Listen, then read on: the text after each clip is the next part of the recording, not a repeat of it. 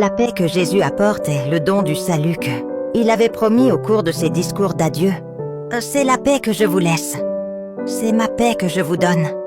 Ce n'est pas à la manière du monde que je vous la donne. Ne soyez donc pas bouleversés et effrayés. En ce jour de résurrection, il la donne en plénitude. Et elle devient pour la communauté source de joie, certitude de victoire, sécurité dans l'appui sur Dieu.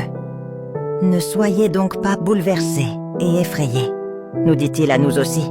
Après ce salut, Jésus montre aux disciples les blessures des mains et du côté, les signes de ce qui a été et qui ne s'effacera jamais.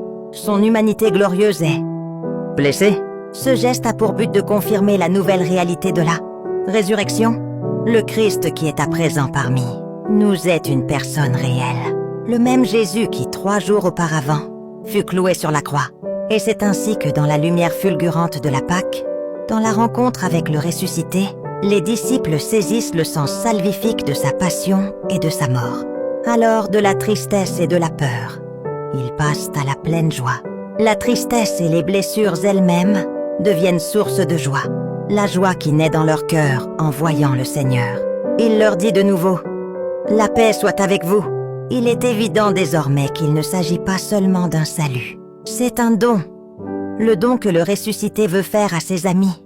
Et c'est dans le même temps une consigne. Cette paix, acquise par le Christ à travers son sang, est pour eux, mais également pour tous. Et les disciples devront l'apporter dans le monde entier.